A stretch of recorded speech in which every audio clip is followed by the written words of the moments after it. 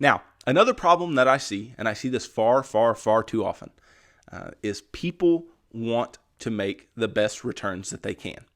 And they don't understand the risk-return trade-off, which we have talked about previously, this relationship between risk and return, how more risk typically leads to more return over the long term. And so this risk-return trade-off is something that is just a basic financial principle, but a lot of individuals who invest, they want the best returns they can get, but the problem is they want to take the least risk that they can take. And these things are not synonymous. High returns and low risk are not very synonymous. And so the problem is that people want these S&P 500 returns, and yet they want the risk of a 50-50 portfolio. And so that is not going to work out. When I say 50-50, I'm talking about 50% stock, 50% bond portfolio. Well, that does not work out. That doesn't work out well. And what they'll end up doing is they'll talk to their friends or talk to their buddies and, see people who have, just owned the S&P 500, just owned index funds and go, well, how did they make those returns? And I only made this return this year. Tell me what happened. Well, what happened was you didn't take the risk that they did. You didn't have the risk profile that they had. And so this all really comes down to appropriate benchmarking.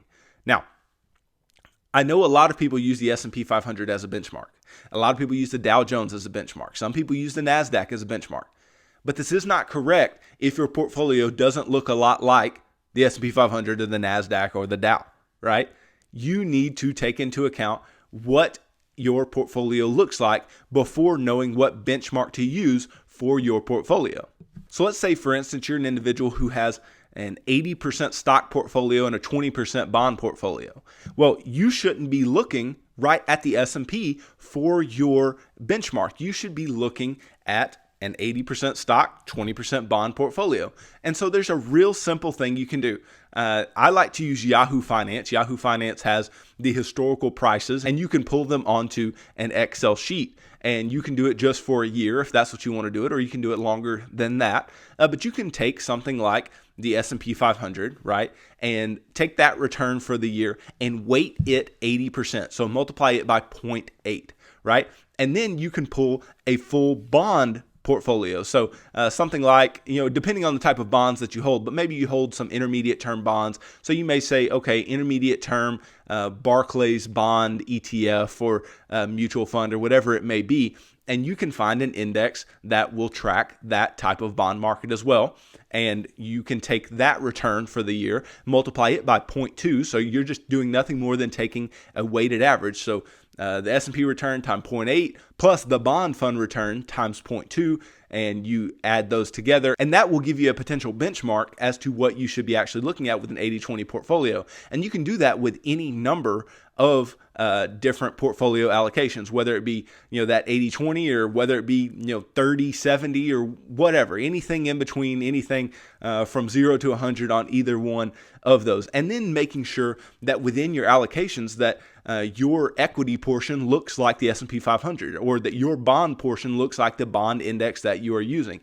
Because if you're holding a lot of small cap stocks and a lot of technology firms and things like that, then the S&P 500 might not be what you want to look for. You might want to look at something like the NASDAQ or some other type of small cap index. Or if you're invested in a junk bond ETF or those longer term bond ETFs, then using a treasury bond index may not be what you need to look at. You need to look at something that is similar. You need to look at something that is holding the same type of assets that you are holding and create a benchmark based on that. And there are a lot of benchmarks out there that are already created for things like this that you can go and look at. And again, just do those simple weighted averages to determine what your return should be. And then compare your returns to that. And then if you are far underperforming that thing, then you may need to make some changes. You may need to do some things with your portfolio.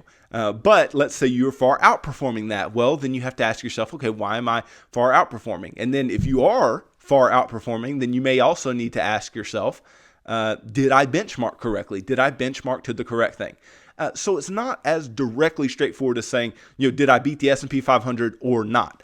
Because your portfolio may look like the S&P 500, and a lot of you out there, I've told you the impact of index investing.